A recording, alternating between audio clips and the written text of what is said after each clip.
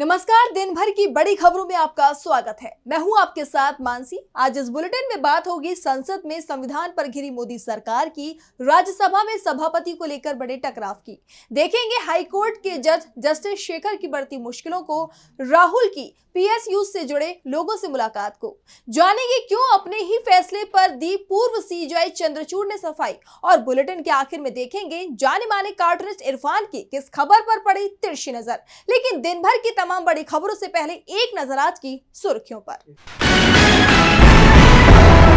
RJD सांसद तेजस्वी यादव का CM Nitish Kumar पर हमला, कहा हाईजैक हो गए हैं नीतीश कुमार। आरजीकर के पूर्व प्राचार्य संदीप घोष को मिली जमानत, 90 दिनों में चार्जशीट दाखिल नहीं कर पाई सीबीआई। एक्टर अल्लू अर्जुन को हाईकोर्ट से मिली जमानत, लोअर कोर्ट ने नहीं दी थी जमानत। फिल्म की स्क्रीनिंग के दौरान 35 साल की महिला की चली गई थी जान। और हरे निशान पर बंद हुआ शेयर बाजार, 843 अंकों के साथ 82,133 पर बंद हुआ सेंसेक्स, 219 अंकों के साथ 24,768 पर बंद हुआ निफ्टी। ये तो थी सुर्खियां। अब बात आज की सबसे बड़ी खबर की। लोकसभा में संविधान पर चर्चा चल रही है। चर्चा की शुरुआत रक्षा मंत्री राजनाथ सिंह ने की तो विपक्ष की तरफ से कमान कांग्रेस सांसद प्रियंका गांधी ने संभाली।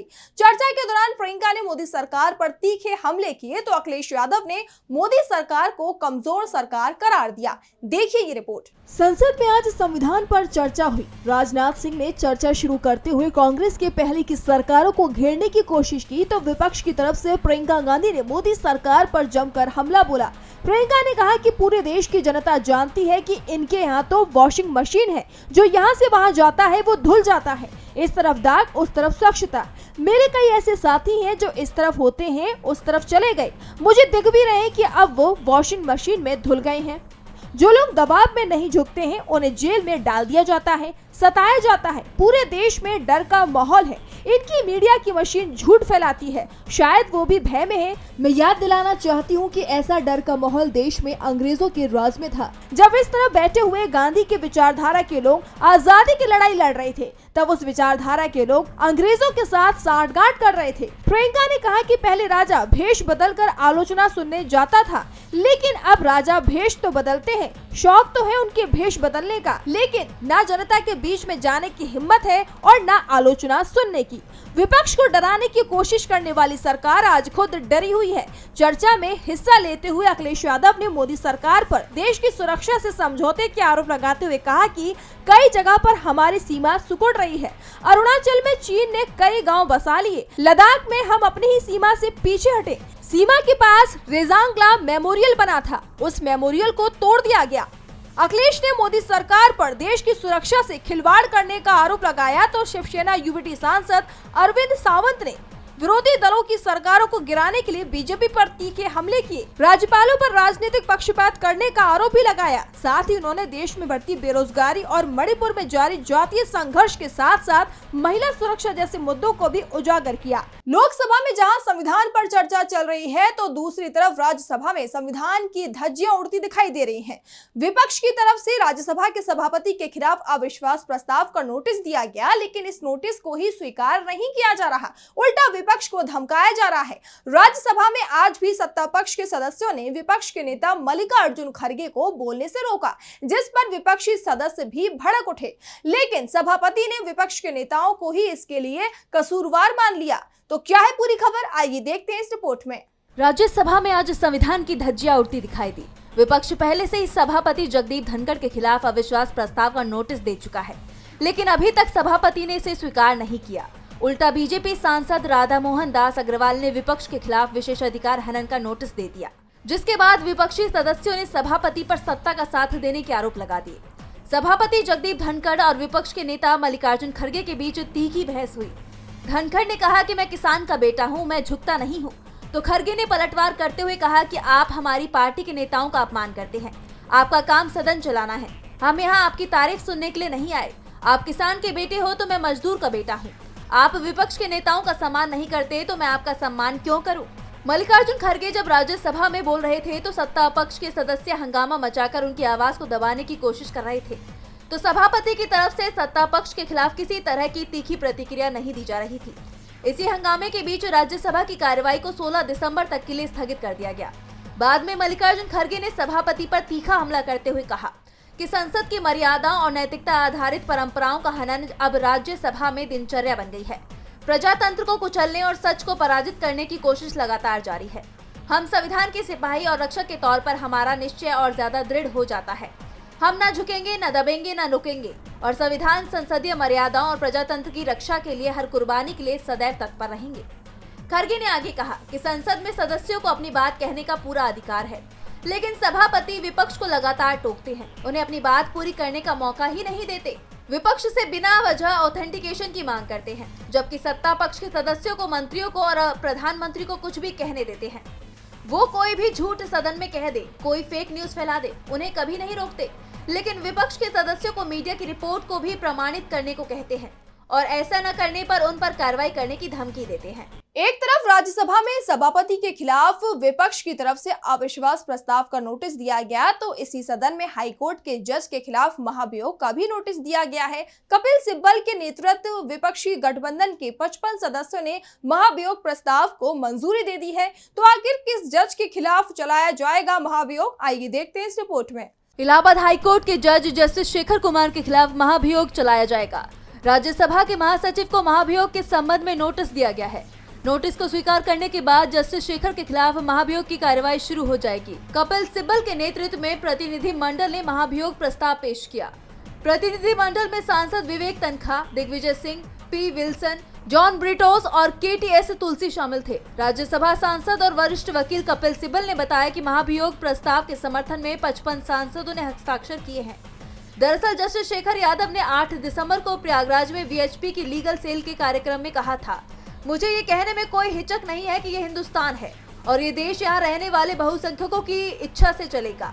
जस्टिस यादव ने कहा था कि ये जो कठमुल्ला है ये सही शब्द नहीं है, लेकिन कहने में परहेज नहीं है क्योंकि वो देश के लिए बुरा है, देश के खिलाफ है, जनता को भड़काने वाले लोग हैं, देश आगे ना बढ़े ऐसा सोचने वाले लोग हैं, उनसे सावधान रहने की जरूरत है। जस्टिस यादव के इसी बयान को लेकर अब उनके खिलाफ महाभियोग प्रस्ताव पेश किया गया है। इसे लेकर कपिल सिब्बल ने कहा कि जब किसी जज की नियुक्ति होती है तो वो संविधान की रक्षा की शपथ लेता है। जो जज संविधान की रक्षा की शपथ लेने के बाद संविधान पर ही आक्रमण करे तो हमारा मानना है कि उस जज को उस पद पर रहने का कोई अधिकार नहीं है और उन्हें हटाया जाना चाहिए।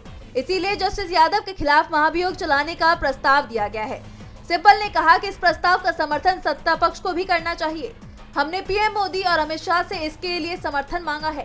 संविधान की रक्षा के लिए उन्हें हमारे साथ खड़ा होना चाहिए। सिब्बल ने आगे कहा कि अगर वो हमारे साथ नहीं आते तो देश को पता लग जाना चाहिए कि किस तरफ वो हैं और किस तरफ हम हैं, क्योंकि इसमें कोई राजनीति की बात नहीं है।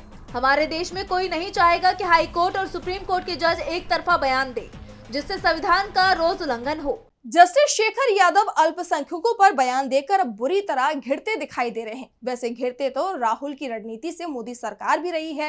राहुल लगातार इन दोनों जननायक की भूमिका में नजर आ रहे हैं। वो लगातार पीड़ितों से मुलाकात कर रहे हैं। इसी कड़ी में एक बार फिर राहुल ने PSUs के जुड़े लोगों से मुलाकात की। देखिए ये रिपोर्ट। नेता प्रतिपक्ष और कांग्रेस सांसद राहुल गांधी ने संसद परिसर में PSUs यानी पब्लिक सेक्टर यूनिट से जुड़े हुए लोगों के साथ बैठक की।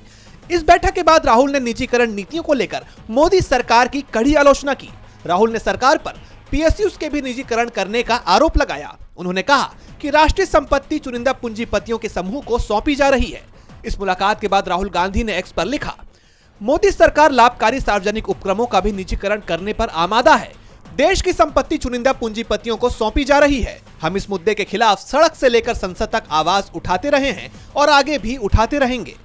वहीं इसके साथ ही साथ राहुल गांधी ने चार्टर्ड अकाउंटेंट से भी मुलाकात की और GST से जुड़े कई गंभीर मुद्दे उठाए। इस बैठक में चार्टर्ड अकाउंटेंट्स ने नेता प्रतिपक्ष के आगे अपनी तमाम समस्याएं रखी। उन्होंने कहा कि GST लागू होने के 7 साल बाद भी इसमें तरह तरह की खामियां हैं। आज तक इसकी वेबसाइट ठीक से काम नहीं करती है। OTP की समस्या अभी भी बरकरार है। एक्सपर्ट्स की राय नहीं ली जाती। यूं ही मनमाने ढंग से एक के बाद एक बदलाव किए जा रहे हैं। वहीं बिना पैसे दिए GST का रजिस्ट्रेशन भी नहीं हो रहा है। देखा जाए तो Rahul Gandhi public sector units और चार्टर्ड अकाउंटेंट से मिलकर उनकी समस्याओं को उठाने का काम कर रहे हैं। वहीं सदन का शीतकालीन सत्र भी फिलहाल जारी है, इसलिए मुमकिन है कि इन मुद्दों को राहुल गांधी बतौर नेता प्रतिपक्ष सदन में उठाकर सरकार को घेरने का काम कर सकते हैं। राहुल हर मुद्दे पर बीजेपी सरकार को घेरे हुए हैं। वो हर वर्ग से जुड़े लोगों से मिलकर उनकी समस्याओं को सुन रहे हैं और उसके समाधान के लिए रणनीति बना रहे हैं, जिसने मोदी सरकार की नीतियों पर सवाल उठा दिए हैं। वैसे सवाल तो इस समय पूर्व सीजेआई डीवाई चंद्रचूड़ के फैसले पर भी लगातार उठ रहे हैं और अब इन सवालों पर पूर्व सीजेआई चंद्रचूड़ ने अपनी सफाई पेश की है। तो क्या है पूरा मामला, आइए देखते हैं इस रिपोर्ट में। सुप्रीम कोर्ट के पूर्व जज जस्टिस रोहिंटन नरीमन ने अयोध्या विवाद पर सुप्रीम कोर्ट की संवैधानिक बेंच के फैसले को न्याय का मजाक बताया था। कोर्ट के फैसले को सेकुलरिज्म के सिद्धांतों के खिलाफ बताया था।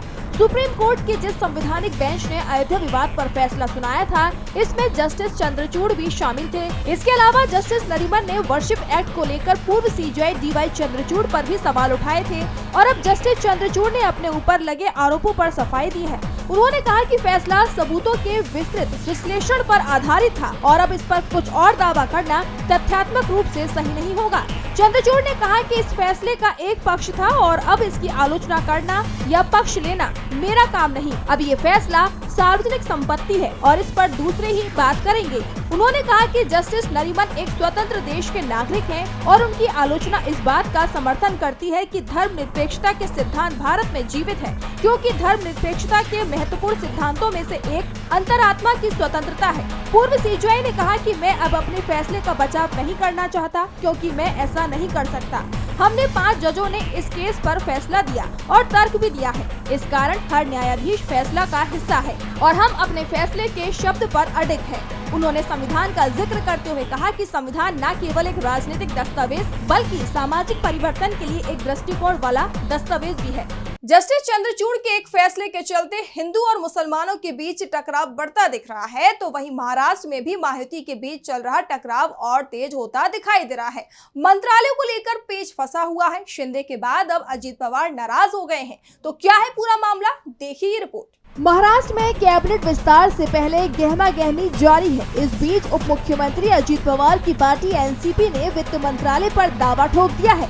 एनसीपी प्रवक्ता अमोल मिटकरी का बड़ा बयान सामने आया है। उन्होंने कहा कि अजित पवार को वित्त मंत्रालय नहीं मिला तो सरकार का कोई मतलब नहीं रह जाएगा। मिटकरी ने कहा कि 2024 के चुनावों से पहले पूरे महाराष्ट्र ने लाडली बहना योजना और किसानों के बिजली बिलों की माफी जैसी कल्याणकारी योजनाओं को लागू होते देखा। योजनाओं को लागू करते समय वित्त मंत्री के रूप में अजित पवार ये सुनिश्चित करेंगे कि राज्य पर अतिरिक्त वित्तीय बोझ न पड़े। अगर महाराष्ट्र में वित्त अनुशासन सुनिश्चित करना है तो वित्त विभाग अजित पवार को मिलना चाहिए, नहीं तो सरकार का मतलब ही क्या है।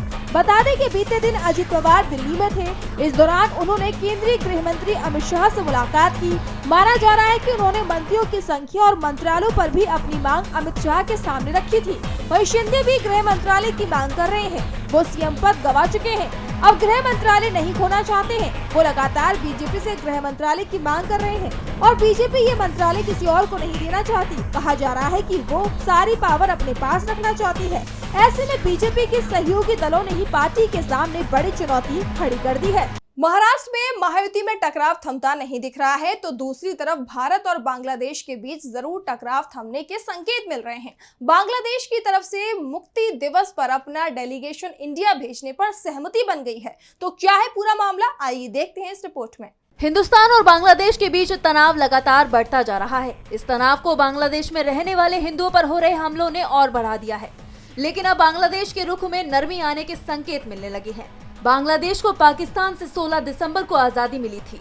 बांग्लादेश की आजादी में हिंदुस्तान का बड़ा योगदान रहा, इसलिए हिंदुस्तान में भी बांग्लादेश के मुक्ति दिवस पर कार्यक्रम होते हैं, जिसमें बांग्लादेश का डेलीगेशन हिस्सा लेता है। मौजूदा हालात में जब भारत और बांग्लादेश के रिश्ते खराब दौर से गुजर रहे हैं, तो ये कयास लगाए जा रहे थे कि हो सकता है कि इस साल से जारी विजय दिवस का जश्न इस बार फीका हो जाएगा।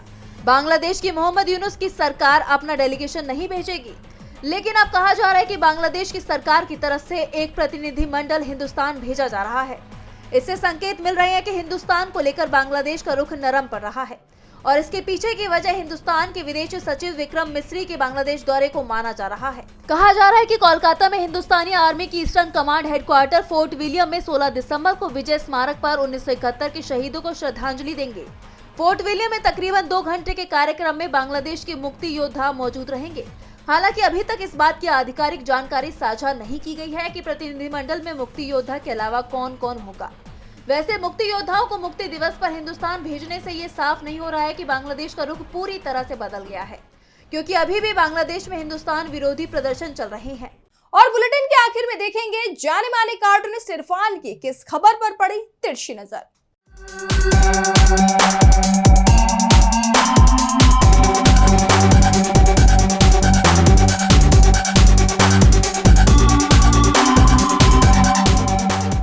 क्या बिहार में चुनाव आने वाले हैं या केंद्रीय मंत्रिमंडल का गठन होने वाला है? क्योंकि केंद्रीय मंत्री चिराग पासवान के बयान इस तरह के तभी आते हैं जैसे कि वो कहते हैं कि मैं मोदी जी का हनुमान हूँ, मोदी जी मेरे दिल में रहते हैं। आप कहें तो दिल चीर के भी मैं दिखा सकता हूँ, उसमें मोदी जी रहा करते हैं। भाई उनकी आस्था जो भी है वो अपनी जगह है। बहरहाल चिराग का काम तो आरती उतारने भर का ही है।